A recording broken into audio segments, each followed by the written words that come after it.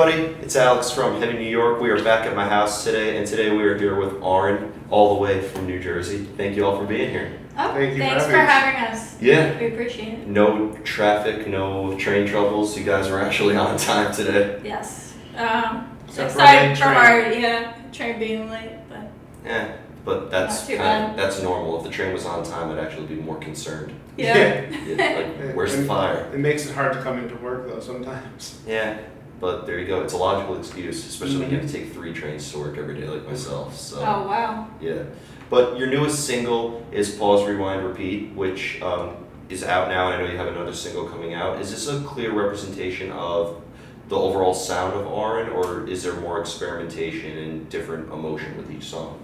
So this has been representative of the sound that we've been delving into for the past 1 to 2 years. I feel like a lot of the songs do have their own identity, but Pause, Rewind, Repeat is definitely representative of the overall like active rock sound that we've been delving into recently. Yeah, I mean the whole album is representative of straight and to the point hard rock, though there are different sides of the spectrum. Some are a little bit more poppy, some are a little bit more progressive, but we do have a general sound that you put on any track on the album and still tell that it's us and tell that it fits on the record. And since we only have 7 tracks on this upcoming record, we wanted to make something that was different, a little bit for everybody, and a little bit something different for ourselves for every different track. So while there's a common theme, there's there are different elements that we wanted to put in different types of rock. Mm-hmm.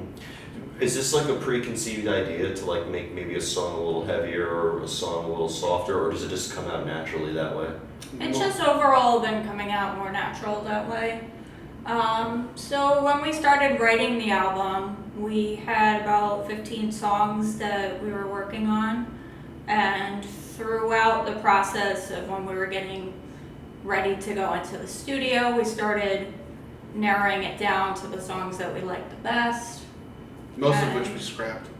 I mean, we well, we this didn't time- scrap the songs we liked the best. Well, no, but this time around, we hired our producer Mike Ferretti in advance, and he kind of was like, well, we set a date, and he's like, well, you need it done by this this point in time. We've never given ourselves a deadline. We always kind of, like she said, wrote as many songs as we possibly could and then narrowed them down. And then when we kind of came back and said, well, we only have like 4 months to write this, and we ended up just kind of sitting down and really honing in on what we can do. And a lot of the ideas we were playing around with just, I guess, kind of fell to the wayside because they didn't fit all of a sudden. Mm-hmm. And I think for the first time, like really setting a deadline for ourselves worked in our benefit, because it's definitely some of the most concise and I think emotional music we've ever put out. You ever worried that the stuff you do scrap is gonna maybe be on an album in the future, just be the biggest hit you guys ever had? Does that always happen? It's a possibility, for Yeah. sure. That's I mean, always- there's some ideas that we've had that I would have liked to leave in the album, but There's always things you revisit, whether it becomes a huge single, I don't know. But Well, All That Yeah. Remains' biggest single, that was actually the case. Their song 2 Weeks, they were terrified of it because it was their first song to have all singing on it, and they just kept it the way it is and crossed their fingers, and there you go. that's a Yeah. great song. Yeah, so, Yeah. I mean, You never know what's gonna take off, You never what know. people are gonna like. yeah, it's better to have just a 20-track album or something like that. Mm-hmm. Yeah. I Now, wish we could do that. It's all about money Yeah, too. we're a little limited with this release, but We wanted I mean, to. we're confident that the songs we have on this album are really solid songs, and we think that they'll really reach out to our listeners and our fans, and hopefully gain some new fans too. that kind of led me into my next question. Could your music be open to interpretation? Like, I know the new single that you're going to release is very personal for you. Yes. But like, are you trying to maybe get a listener, or maybe to sort of see things from your point of view, or do you try to maybe leave the music? Like, is your music open for interpretation? Yeah, I mean, our music deals with, I'd say mostly with topics like depression, substance abuse, suicide, things like that nature. And yeah, of course, the topics are very personal to us, but that doesn't mean that they're not open for interpretation either. I mean, we've had people come up to us, which always humbles us, and they tell us what one of our songs means to them, even though when I or she wrote it meant nothing like that. Yeah. And it's great to hear things like that. Like our upcoming single, for instance, yeah, there are some very personal and very specific stories that I put into that song for Brother, and but it's also a song for other people who have lost somebody to suicide as well. Mhm. Yeah. Not just my own story, but it's for everybody. Yeah. But it is to honor him. Yeah.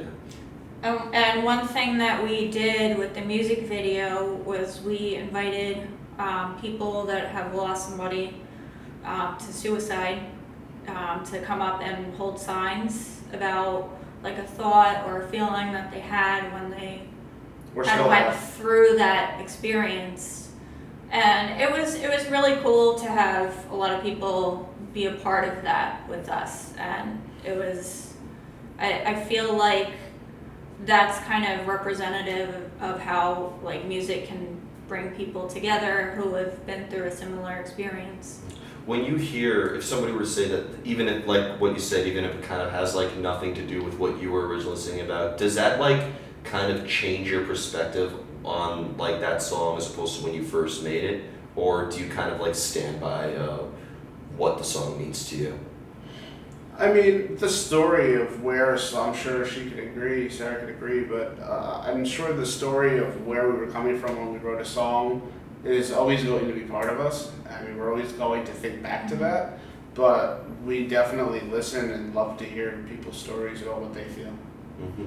I mean, it might not change our perspective since we did write it, but it changes, I guess if you could say it changes how we can appreciate the song because it can mean this to somebody else.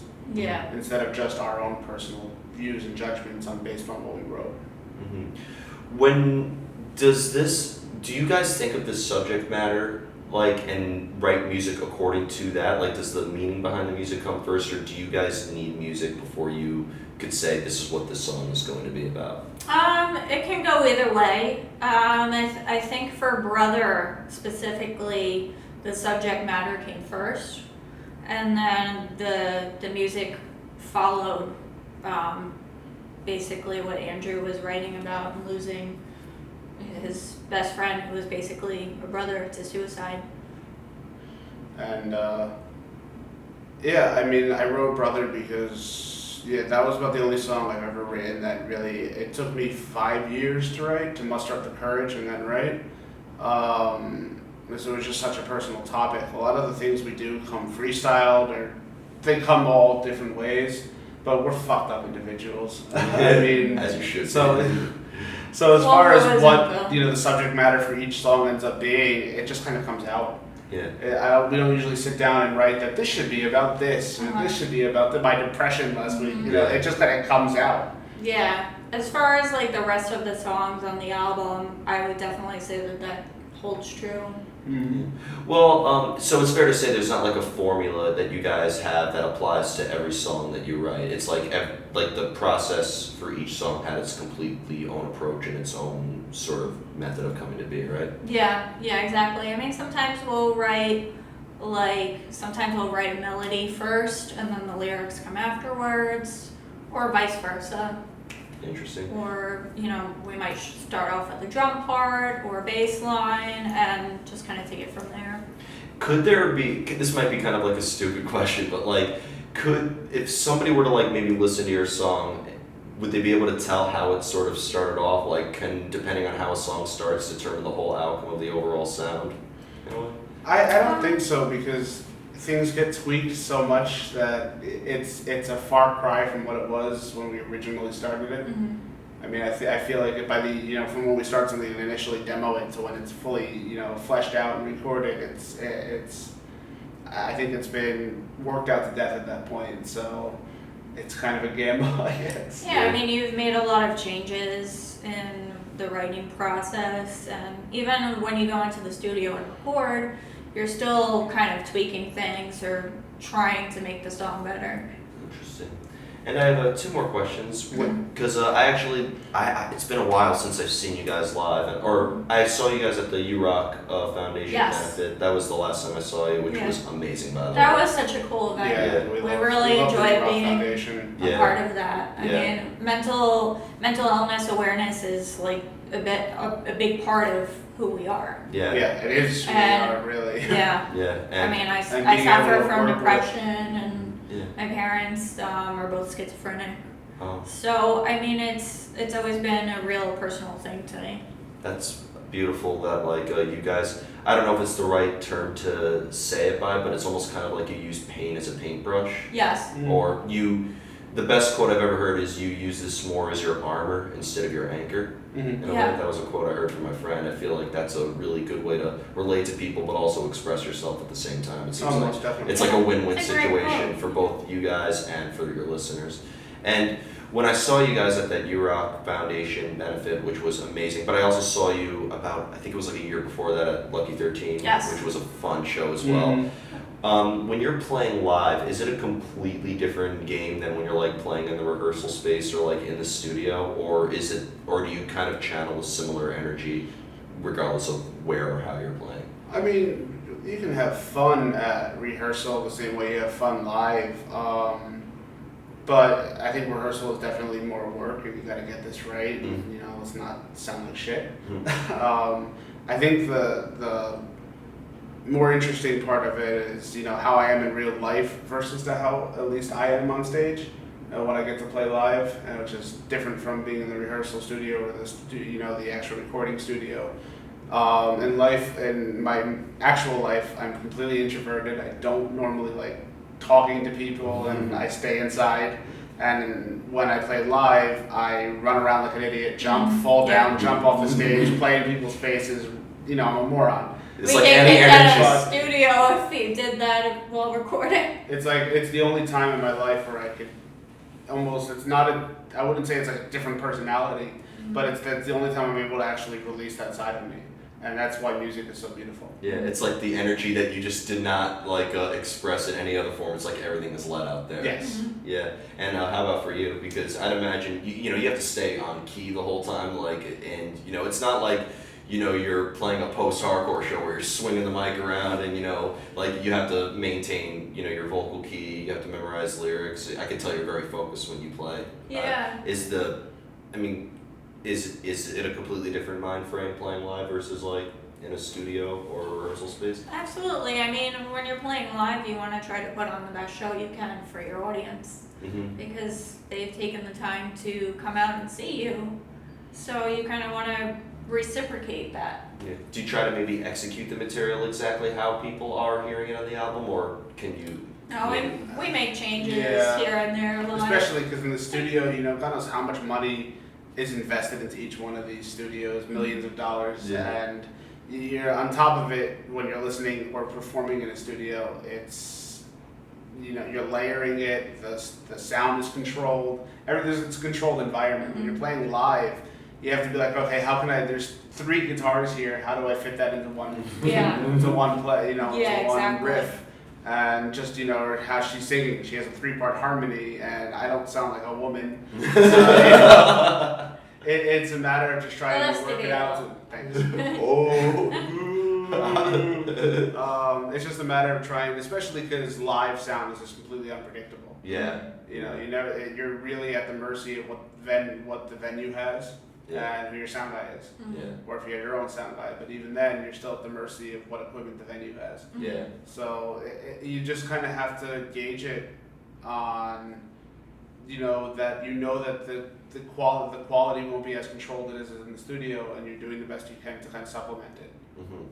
And I think that's where it comes in, where sometimes energy, not to say don't practice or sound like shit, but the energy that you put on and the ingenuity you put into it is what attracts people to you. Because in all honesty, if you have 5 bands playing on the same crappy sound system, then they're all going to sound the same, so you've got to stand out somehow. Yeah, that's a good way of putting it. And sometimes I've asked this question a lot, but like you guys really brought up a good point. It's never been mentioned that like, oh, it can change from venue to venue. Yeah. If you're playing an acoustic show versus a you know, a regular show, it's completely different. Like every show, I don't think. Oh, definitely. No matter how good you are, I can't imagine every show. It doesn't. I don't think no matter how long you've been playing or no matter how good you are, I can't picture two shows being alike. No. Yeah, there's just so many different variables involved, like you said, you know. I mean, we've played shows that have sound phenomenal engineers sound and too. sound Yeah. systems. We played shows where phenomenal sounds, everything sounds perfect, and it's like, holy shit, we actually sound decent. And we played other shows where we knew we played the exact same way we played on the last show, but the PA is clipping, and my guitar's not coming through, one of the drum mics is dead, you know, and you can't control things like that. So you Yeah. just kind of got to keep pushing You through just it. have to roll with the punches, basically. Makes it natural. It goes to show you guys have nothing to hide.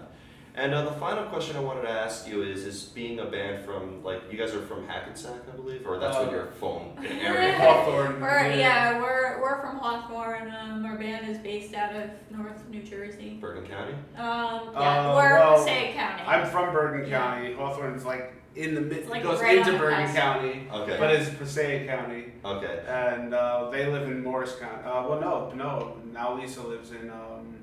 She lives in We don't know Passaic, where Lisa lives. and Linda lives in Morris. Sorry.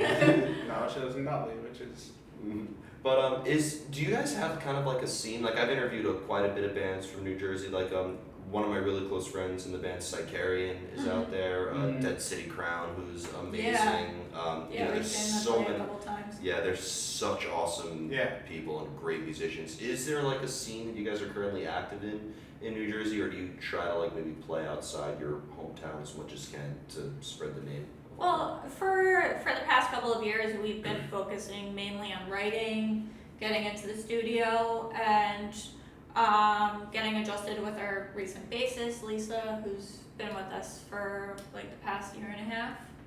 So we haven't actively been playing in New Jersey as much as we used to, but we hope to get back into that soon. But it's also to your point, you can only play your hometown so much. Yeah. We do like to get out as much as we can. Yeah. And hope to get some kind of tour schedule going after the release of this album, which we're dropping on September 13th. Oh. It's called Serotonin. That's a few days after my birthday. Oh, really? Oh, happy birthday. Yeah. And I guess, as far as live shows, we have a viewing party with Tim Martinez at Vinyl, or Vintage Vintage, New York Life, so yes. it's not really Vinyl. Which is like down the street from here. Yeah. Oh, that's awesome. So that's you should gonna come be out. yeah. It's gonna be Wednesday the 21st, 2 Yes. days before we actually release the video on all the DSPs and YouTube and all that fun stuff. So Yeah. we're gonna have a viewing party there, play an acoustic set. And There's if gonna you be some come, great you'll be able bands. to see the video before anybody else. Yeah. And then we're gonna have a CD release show at Debonair Music Hall in Teaneck on the 14th, which is a Saturday in September. Awesome. So this is like our kickstart, like getting back into playing live shows and, you know, being active in the local music community and doing touring again and stuff. I was just about to ask you after the last question if there's anything else you'd like to promote, and you just did it right there. I figured we were kind of in the same vicinity, so why that not? was perfect. That was perfect. Shameless self-promotion. Shameless. This was perfect. That's the whole point of this interview. Yeah, I guess so. But I want to thank you guys so much for coming on, Thank you and for having thank you us. for Yeah, telling thank your you for stories. having us. Is there just anything else you would like to promote aside from the album? Not promote, but I wanted to really thank Tim Martinez. He, in our next video, Brother, which, like I said, drops the 23rd, he is the lead actor in it. And And he did an amazing job. yeah, he was fantastic. We loved him, and he couldn't have, since the story is so personal to me, he couldn't have done a better job, and he was amazing, and we just want the world to know that. Awesome. Yeah. Huge shout out to So Tim. we're looking forward to showing everybody this new video. I Awesome. think that it's really gonna hit home for a lot of people who deal with depression or have lost somebody to suicide Or or have even has suicidal ideation. Yeah, the whole thing is like we shot it actually. Sorry to keep continuing. No, it's cool. We shot it on a rooftop in Brooklyn with a view of Midtown in the background, Oh, really? and that's where my brother lived and died, Okay. and the city that he loved, and New York, and so the story is very personal to me. What actually happens in the video, and it's something that I wish happened instead of what did happen. If that makes sense, I guess when people see it. Yeah. But yeah, it's definitely going to hit home for anybody who has ever thought about suicide, ever had attempted or lost somebody to it. And the whole message of it is that your life is worth living, that you're not a monster for the way you feel, there's nothing wrong with you, and if you absolutely need to, you can reach out to almost anybody. And you're beautiful, you're amazing, and your life is worth living. That's And beautiful. there's always somebody out there that cares about you, whether you feel like that or not at the moment. Depression can be a liar and put thoughts into your head that are not true. And I think that we've been through that, definitely. And I still struggle with depression on a daily basis, and it's a never-ending battle. It's something that I've just been dealing with throughout my life, and I feel like there's so many other people that suffer from depression or mental illness, and we just want to reach out to people and connect to people and make them realize that they're not alone in the struggle. It's great that you got to tell your story, because I think it's going to help a lot of other people, as you mentioned before. I think it's great that you're I think maybe it brings closure to your darkness and could relate to other people as well. Yeah, I mean, one of our objectives is to reach out to other people through music. Yeah, as I said, even though this song is very personal, it is in honor of my brother, and it is in honor of anybody who's lost somebody, and the people that were lost. Yeah. And I think that can reach out to as many people as we can, because we do. I mean, we're dead serious in the fact that every life is worth saving. Absolutely. Yeah, thank you guys. And on that happy note, Thank you. That was a very great note to end it. Thank you. Everybody, we are here with Aurin, new music coming in September. Be sure to check out the new music video for Brother when it is out. This is Alex from Heavy New York. We'll see you next time. bye.